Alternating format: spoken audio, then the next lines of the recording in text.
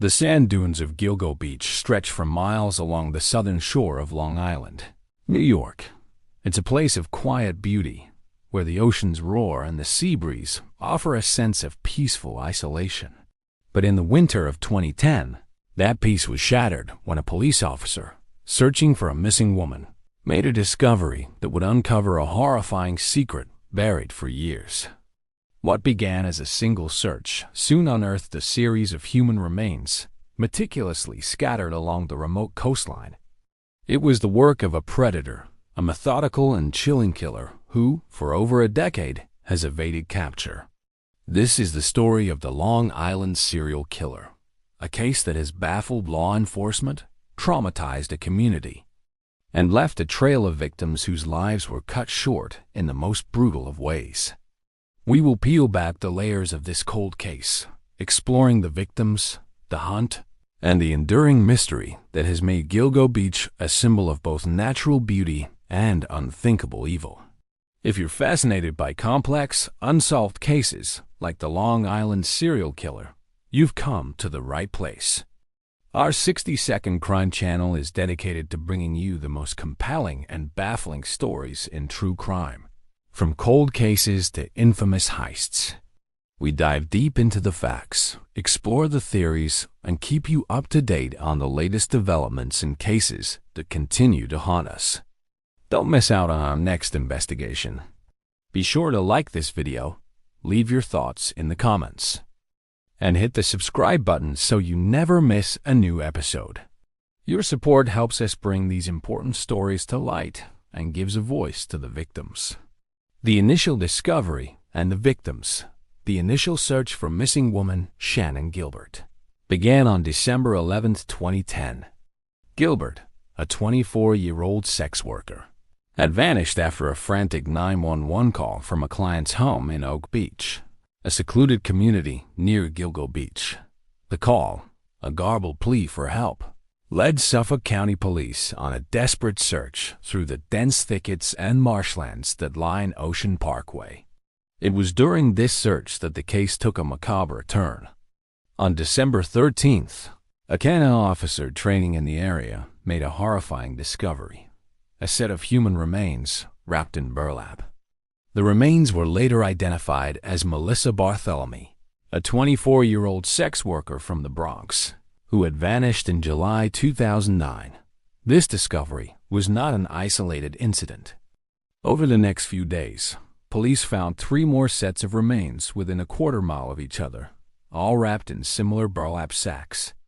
These victims were identified as Maureen Brainerd Barnes, 25, last seen July 2007, Megan Waterman, 22, last seen June 2010, and Amber Lynn Kostlow, 27, last seen September 2010. All 4 women, now known as the Gilgo 4, were sex workers who had been using Craigslist to find clients.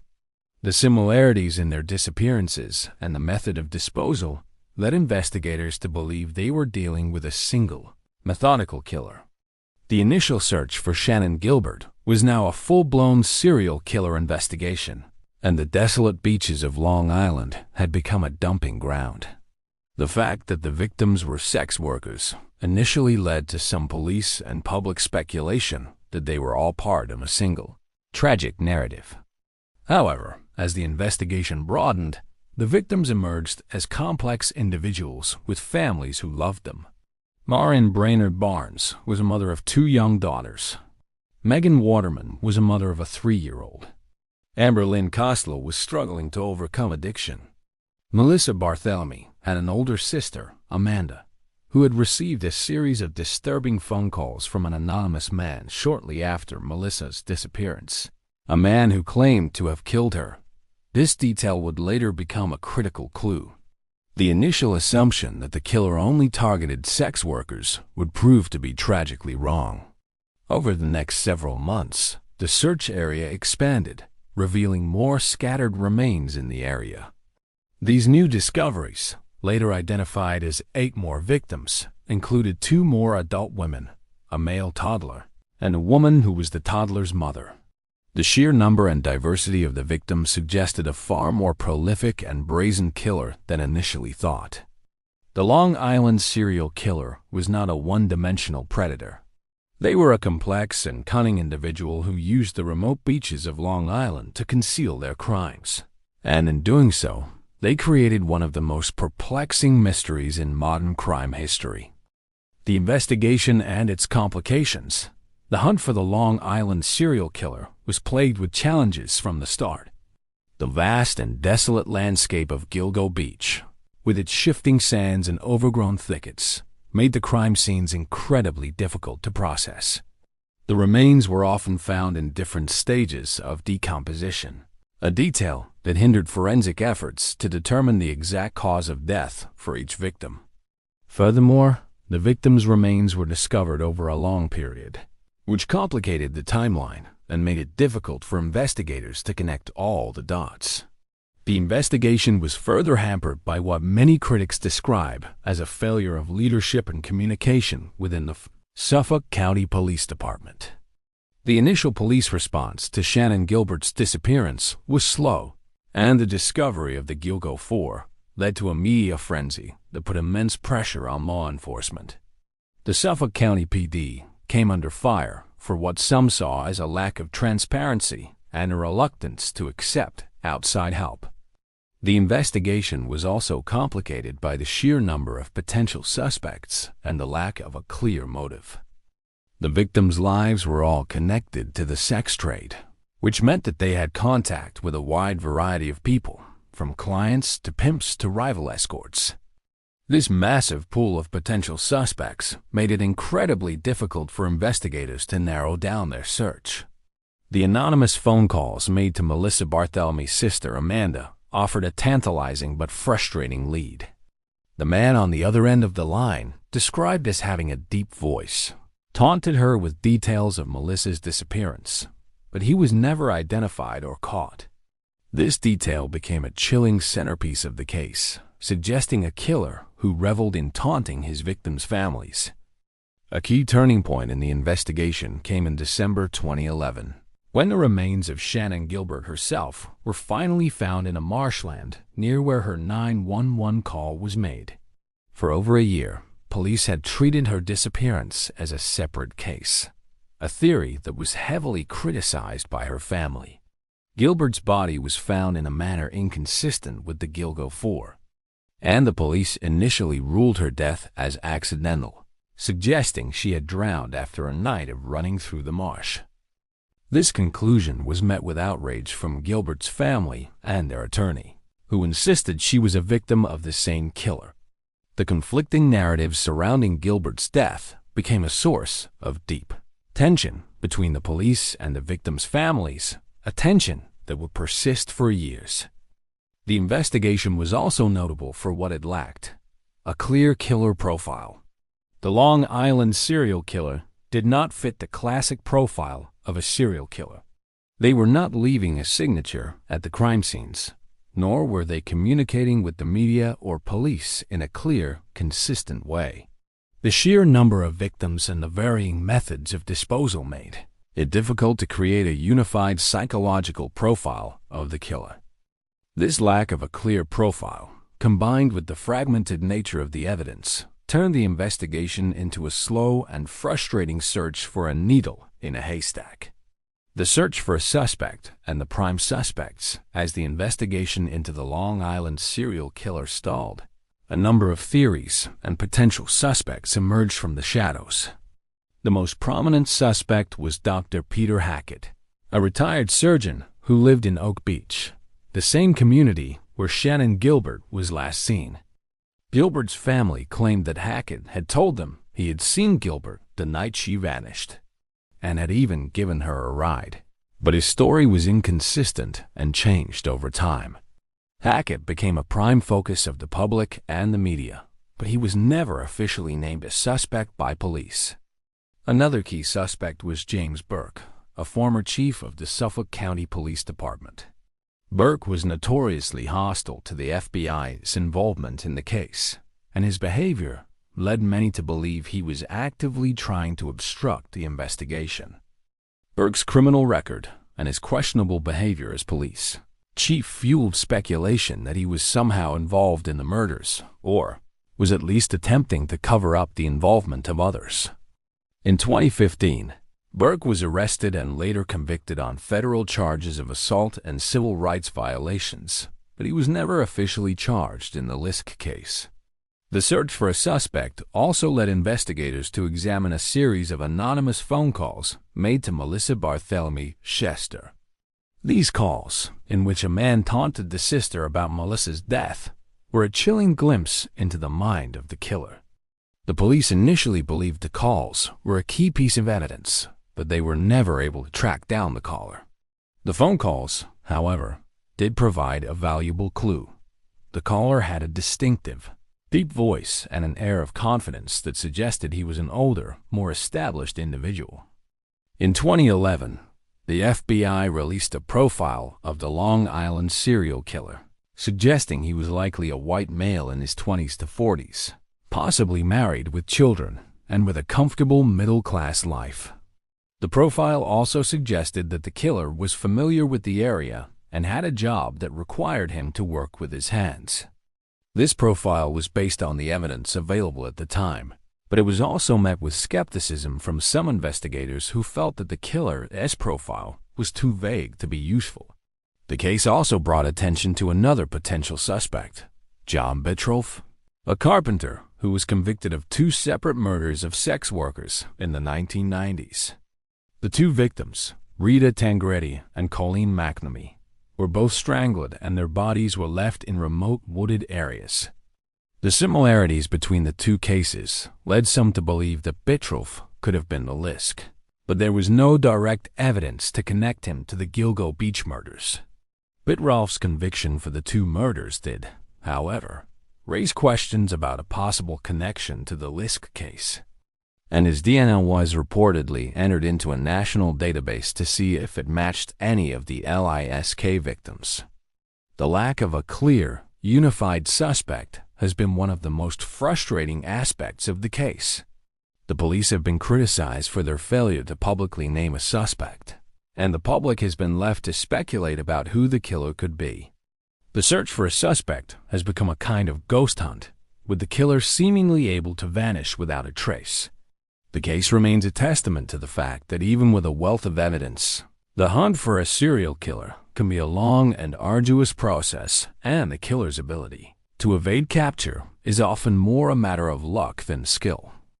The hunt for a new lead. As the initial search for the Long Island serial killer stalled, the case went cold. For years, the victims' families and a small group of dedicated investigators and citizen detectives worked tirelessly to keep the case alive. They used social media, created websites, and organized vigils to raise awareness and pressure law enforcement to continue the search. The case, once a national media phenomenon, faded from the headlines, but the mystery of Gilgo Beach continued to haunt the community. The case was reopened in 2015 under a new police commissioner, and a new task force was created to re-examine the evidence. The new task force, with the help of the FBI, began to use new forensic techniques to re-examine the DNA evidence, a critical step in the search for a new lead. They also began to use a new technology called genetic genealogy, a technique that uses DNA from a crime scene to build a family tree and identify a suspect. This technique has been used to solve a number of high-profile cold cases, including the Golden State Killer case, and it offered a glimmer of hope to the LISK victims' families. In the years that followed, the new task force quietly worked behind the scenes, sifting through a mountain of old evidence and re-interviewing witnesses. They were looking for a single clue, a new piece of information that could break the case open. In 2017, a small break came in the case. The Suffolk County Police Department released new images of a belt that had been found near the Gilgo Beach crime scenes. The belt, a black leather belt with a buckle that read HW, was believed to have belonged to the killer and was a key piece of evidence. The release of the belt brought renewed media attention to the case and generated a new wave of tips and leads. In 2020, a new police commissioner took over the Suffolk County Police Department and announced that the case was a top priority. The new commissioner, a former FBI agent, brought a new level of expertise and a new sense of urgency to the investigation. The new commissioner also announced that the department was working with the FBI and the New York State Police to re-examine all of the evidence. This new level of cooperation was a welcome change for the victims' families, who had long felt that the police had been withholding information and had been uncooperative with outside agencies. The hunt for a new lead has been a slow and arduous process, but the new task force and the new forensic techniques have given the victims' families a sense of hope that the case can finally be solved. The LISK case is a testament to the fact that a cold case is never truly cold, and that with new technology and a renewed sense of urgency, even the most difficult cases can be solved. The search for a new lead continues, and the victims' families and a small group of dedicated investigators and citizen detectives are all hoping for the one crucial breakthrough that will finally bring justice to the victims of the Long Island serial killer. The aftermath and lasting impact. The aftermath of the Long Island serial killer case has been a long and difficult journey for the victims' families and the community. The case has had a profound and lasting impact on the way people view crime and justice, and it has raised a number of important questions about law enforcement, media, and public accountability. For the victims' families, the aftermath of the case has been a long and painful journey. They have had to deal with the trauma of losing a loved one, the frustration of a stalled investigation, and the pain of seeing their loved ones' lives reduced to a headline. They have also had to contend with the fact that their loved ones were sex workers, a fact that has often led to some police and public speculation that they were somehow responsible for their own deaths. This has been a source of deep pain and anger for the families, who have fought tirelessly to make sure that their loved ones are remembered as human beings, not just as victims of a serial killer. The families have also become a powerful voice for change, pushing for greater transparency in police investigations and for new laws that would protect sex workers from violence. The case has also had a significant impact on the way the media covers crime. The initial media frenzy surrounding the case led to some sensationalized and often inaccurate reporting, which contributed to the public's confusion and fear. The media's focus on the sensational details of the case, rather than on the lives of the victims, has been a source of criticism from the victims' families and from journalists, who feel that the media has a responsibility to report on crime in a more ethical and responsible way. The LISK case has also had a lasting impact on law enforcement. The police department's handling of the case has been heavily criticized by the public and by other law enforcement agencies. The department's initial reluctance to accept outside help from the FBI and its failure to communicate effectively with the victims' families led to a loss of public trust that has been difficult to regain. The case has served as a cautionary tale for other law enforcement agencies, reminding them of the importance of transparency, communication, and collaboration in cold cases. In the years since the case went cold, the search for the LISK has become a cultural phenomenon. The case has been the subject of numerous books, documentaries, and podcasts, and it has attracted a dedicated community of citizen detectives who use social media and other online tools to try and solve the mystery. This has been a source of both hope and frustration for the victims' families, who appreciate the public's interest in the case, but are also frustrated by the spread of misinformation and unverified theories. The aftermath of the Long Island serial killer case is a complex and multifaceted story. It is a story of a community that has been traumatized by a serial killer, a police department that has been criticized for its handling of the case, and a group of victims' families who have fought tirelessly for justice. The case remains a testament to the fact that even in the modern age, a serial killer can evade capture, and that the search for justice can be a long and difficult journey. The mystery of the Long Island serial killer remains one of the most perplexing and haunting cold cases in American history. For over a decade, a methodical predator hunted and killed with impunity, leaving a trail of death and destruction in their wake.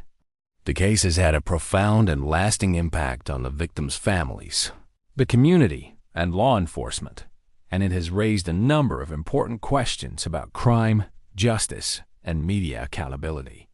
The LISK case is a chilling reminder that the search for justice is not always a quick and easy process.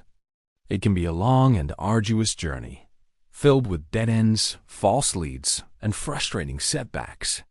It is a case that has exposed the flaws and failures of law enforcement, but it has also highlighted the tireless dedication of a small group of investigators, citizen detectives, and victims' families who refuse to give up hope. The search for the Long Island serial killer is not just a hunt for a killer. It is a search for justice for the victims. It is a search for answers for the victims' families. And it is a search for closure for a community that has been haunted by a mystery for over a decade. The LISK case reminds us that a cold case is never truly cold, and that with new technology, a renewed sense of urgency, and the dedication of a community, even the most difficult cases can be solved. The victims of the Long Island serial killer deserve justice, and the search for their killer continues.